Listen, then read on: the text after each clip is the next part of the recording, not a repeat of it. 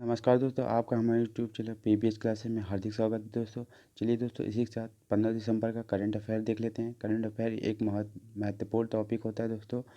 इसी से रिलेटेड संबंधित जो हाल ही 15 दिसंबर की खबरें हैं, 14 दिसंबर 13 दिसंबर, उसकी खबरों को देखते हुए आज देखते हैं पहला क्वेश्चन हमारा क्या है दोस्तों। हाल ही में पाओली रोसी का निधन हो गया, वह कौन थे? अभिनेता, फुटबॉलर, क्रिकेटर या इनमें से कोई नहीं? तो बताइए दोस्तों, पाओली रोसी का निधन हो गया, वह कौन थे? फुटबॉलर, अभिनेता, क्रिकेट? तो ये दोस्तों फुटबॉलर थे।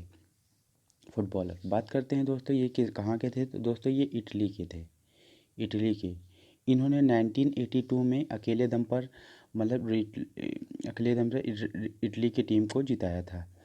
और दोस्तों बात करते हैं, और तो अभी हाल ही में आपको हमने पढ़ाया था कि पापा बउआ का निधन हो गया, वो कहाँ के थे? तो दोस्तों वो सेनेगल के फुटबॉलर खिलाड़ी थे। चलिए दोस्तों, इसी के साथ नेक्स्ट क्वेश्चन देखते हैं। नेक्स्ट क्वेश्चन क्या है?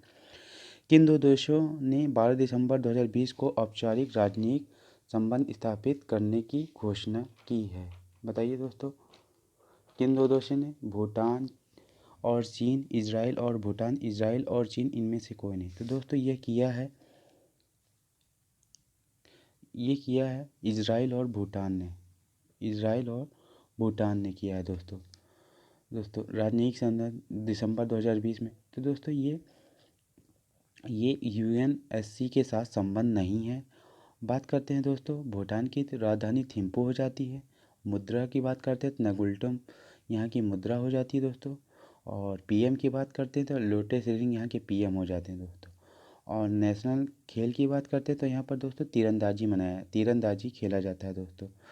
और यहाँ का एक फेमस वस्त्र है दोस्तों, घो और कीरा। घो जो पुरुष लोग पहनते हैं, और कीरा फीमेल यानी कि महिला लोग पहनती हैं।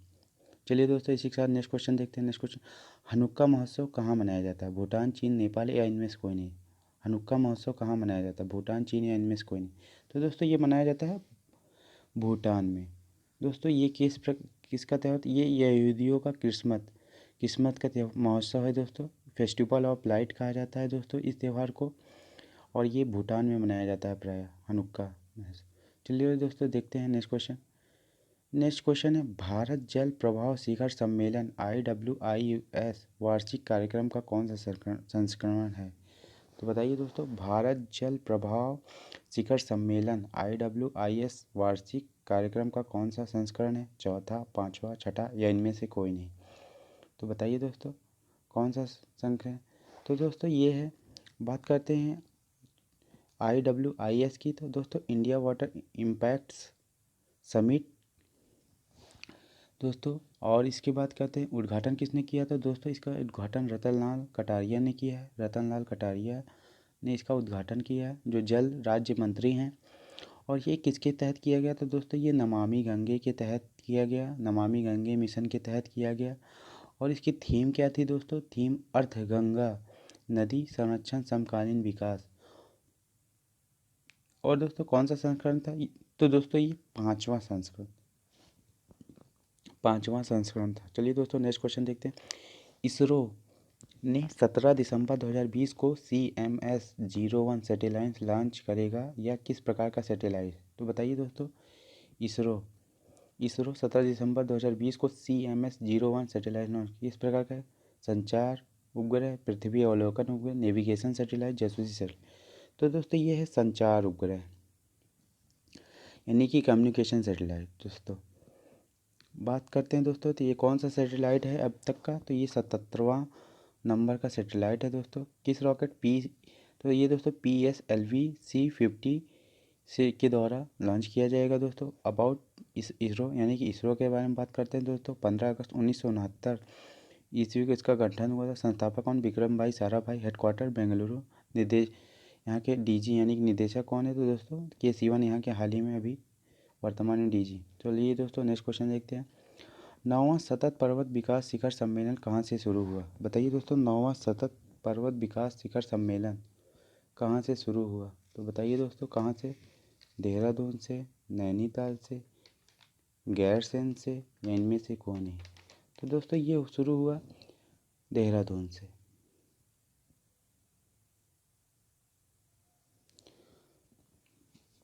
दोस्तों ये माउंटेन इकोनॉमी को बढ़ावा देने के लिए ये पर्वत शिखर सम्मेलन शुरू हुआ दोस्तों।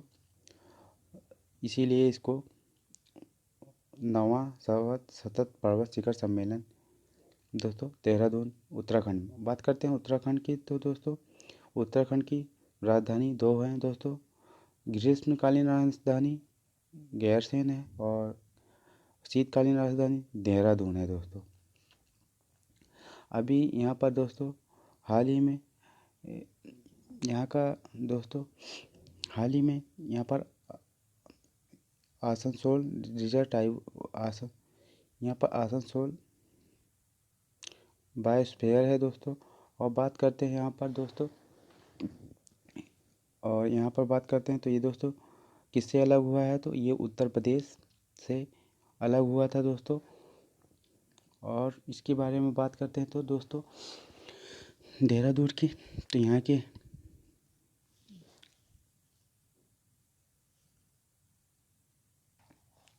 बात करते हैं सीएम की दोस्तों। सीएम यहाँ के त्रिवेंद्र सिंह रावत सीएम हो जाते हैं। और दोस्तों चलिए दोस्तों नेक्स्ट क्वेश्चन इसी के साथ देखते हैं। नेक्स्ट क्वेश्चन, यहाँ के सीएम उत्तराखंड के सीएम त्रिवेंद्र सिंह रावत हो जाते हैं। और दोस्तों गवर्नर की बात करते हैं तो बेबी रानी मौर्य यहाँ की गवर्नर है दोस्तों। चलिए दोस्तों इसी के साथ नेक्स्ट क्वेश्चन देखते हैं। क्वेश्चन नंबर 7 क्या है, किस कैरेबियाई देश ने हाल ही में घोषणा की है कि वह अपनी दोहरी मुद्रा प्रणाली समाप्त करेगा? क्यूबा, सूडान, नाइजीरिया, इनमें से कोई नहीं। तो दोस्तों ये क्या रहेगा, क्यूबा देश। बात करते हैं क्यूबा दोस्तों। क्यूबा की इसकी राजधानी हवाना हो जाती है। राष्ट्रपति की बात करते हैं तो मिगुएल डियाज यहाँ के राष्ट्रपति हैं दोस्तों। और पीएम की बात करते हैं तो मैनुअल क्रूज यहाँ के पीएम हैं, प्रधानमंत्री दोस्तों। बात करते हैं दोस्तों ये जो इसकी दोहरी मुद्रा प्रणाली है तो क्या थी दोस्तों, क्यूबा पेसा। ये दोस्तों घरेलू प्रणाली थी। और क्यूबा परिवर्तनीय पैसा ये दोस्तों विदेशियों के लिए थी, मतलब जो बाहर से विदेशी आते थे उनके लिए मतलब मुद्रा थी। और क्यूबा पैसा घरेलू यहाँ के मतलब क्यूबा के रहने वाले निवासियों की मुद्रा थी। चलिए दोस्तों नेक्स्ट क्वेश्चन देखते हैं। नेक्स्ट क्वेश्चन, एडीबी ने Asia Pacific vaccine access facility को कितनी राशि रखी गई?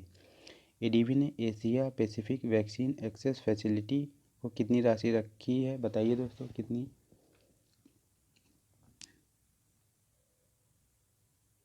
तो दोस्तों ये 6 मिलियन अमेरिकी डॉलर, 7 मिलियन अमेरिकी डॉलर, 9 मिलियन अमेरिकी। तो दोस्तों ये रखी है 9 मिलियन अमेरिकी डॉलर। बात करते हैं दोस्तों एडीबी की, तो इसका एडीबी के बारे में तो दोस्तों 19 दिसंबर 1966 में इसका गठन हुआ था। Headquarter Philippines, Manila Philippines. अध्यक्ष की बात करते हैं तो मतुसावा अस्कावा और उपाध्यक्ष अशोक लवासा यहाँ के उपाध्यक्ष हैं। चलिए दोस्तों नेक्स्ट क्वेश्चन देखते हैं। किसे महिला टेनिस संघ पुरस्कार 2020 से सम्मानित किया गया? बताइए दोस्तों किसे किया गया? सोफिया केनिन, टीमिया बोबोस, क्रिस्टीना मेदनोविच, इनमें से कोई नहीं। बताइए दोस्तों किसे? तो दोस्तों ये किया गया सोफिया केनिन को। बात करते हैं सोफिया केनिन की, तो दोस्तों ये कहाँ की प्लेयर है? तो ये दोस्तों यूएसए की टेनिस प्लेयर हैं।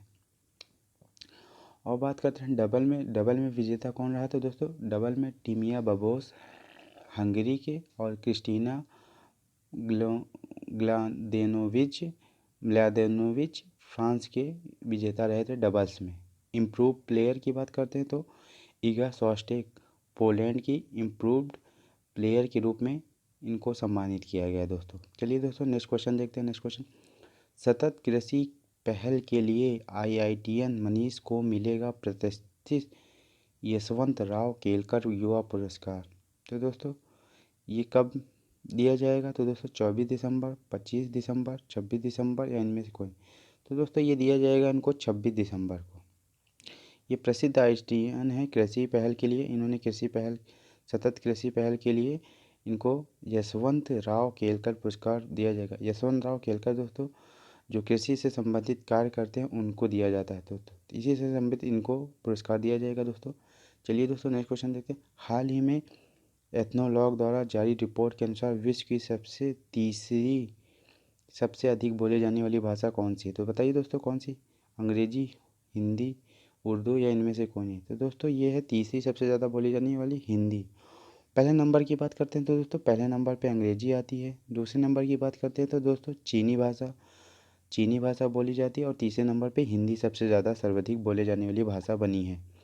चलिए दोस्तों नेक्स्ट क्वेश्चन देखते हैं। नेक्स्ट क्वेश्चन, हाल ही में जारी आईसीसी ओडीआई रैंकिंग में कौन शीर्ष पर रहा? बाबर आजम, विराट कोहली, डेविड वार्नर, इनमें से कोई नहीं। तो दोस्तों ये रहे विराट कोहली। विराट कोहली की बात करते हैं तो ये इंडियन टीम कप्तान है दोस्तों। चलिए दोस्तों नेक्स्ट क्वेश्चन देखते हैं। नेक्स्ट क्वेश्चन, हाल ही में भारत ने किस देश के साथ एयर बबल व्यवस्था के तहत उड़ानें शुरू करने की घोषणा की? तो बताइए किसके साथ? तो दोस्तों ये किया है नेपाल के साथ। नेपाल के साथ किया है दोस्तों। बात करते हैं नेपाल की राजधानी की, तो काठमांडू यहाँ की राजधानी होती है। राष्ट्रपति की बात करते हैं, विद्या देवी भंडारी यहाँ की राष्ट्रपति हैं। और प्रधानमंत्री की बात करते हैं तो दोस्तों खड़ग प्रसाद ओली यहाँ के प्रधानमंत्री हैं दोस्तों। चलिए दोस्तों नेक्स्ट क्वेश्चन की बात करते हैं। नेक्स्ट क्वेश्चन क्या है? नेक्स्ट क्वेश्चन है, हाल ही में किस राज्य सरकार ने विकलांग व्यक्तियों के लिए महाशरत मंच की शुरुआत की है? तो बताइए दोस्तों, उत्तर प्रदेश, महाराष्ट्र, गुजरात, इनमें से कोई नहीं। तो दोस्तों ये की है महाराष्ट्र सरकार ने। बात करते हैं महाराष्ट्र की, तो दोस्तों महाराष्ट्र के सीएम की बात करते हैं तो उद्धव ठाकरे यहाँ के सीएम है दोस्तों। और गवर्नर की बात करते हैं तो दोस्तों गवर्नर यहाँ के भगत सिंह कोश्यारी यहाँ के गवर्नर है दोस्तों। कौन है? भगत सिंह कोश्यारी यहाँ के गवर्नर है। चलिए दोस्तों नेक्स्ट क्वेश्चन देखते हैं। नेक्स्ट क्वेश्चन, हाल ही में कहाँ इंडिविजुअल रेसलिंग वर्ल्ड कप शुरू किया हुआ है? कहाँ पर हुआ है दोस्तों बताइए? तो बताइए दोस्तों, चीन, सर्बिया, जापान। तो दोस्तों ये किया है सर्बिया में। बात करते हैं सर्बिया की दोस्तों, तो सर्बिया की राजधानी हो जाती है बेलग्रेड। और प्रेसिडेंट की बात करते हैं तो अलेक्जेंडर वुबिक यहाँ के प्रेसिडेंट हो जाते हैं। चलिए दोस्तों नेक्स्ट क्वेश्चन देखते हैं। तो दोस्तों आज का सवाल आ गया आपका, शहरी प्रशासन सूचकांक 2020 में कौन सा राज्य शीर्ष पर रहा? तो बताइए दोस्तों, नागालैंड, असम, उड़ीसा, इनमें से कौन है? दोस्तों इसका कमेंट में जवाब दीजिएगा हमें। आपके कमेंट का हमें बहुत इंतज़ार रहेगा दोस्तों। ज़्यादा से ज़्यादा कमेंट करिएगा दोस्तों। चलिए दोस्तों नेक्स्ट देखते हैं, कल का जवाब देख लेते हैं। कल का जवाब क्या है? किसने लेह में लद्दाख साहित्य महोत्सव 2020 के दूसरे संस्करण का उद्घाटन किया? आर के माथुर, स्मृति ईरानी, हेमा मालिनी, इनमें से कोई नहीं। तो बताइए दोस्तों। तो दोस्तों ये किया है आर के माथुर जी ने। तो दोस्तों आज का करंट अफेयर कैसा लगा कमेंट करके ज़रूर बताइएगा दोस्तों। हमें आपके कमेंट का इंतज़ार रहेगा दोस्तों। इसी के साथ हम कल मिलेंगे 16 दिसंबर के करंट अफेयर के साथ। इसी के साथ नमस्कार दोस्तों। जय हिंद, जय भारत।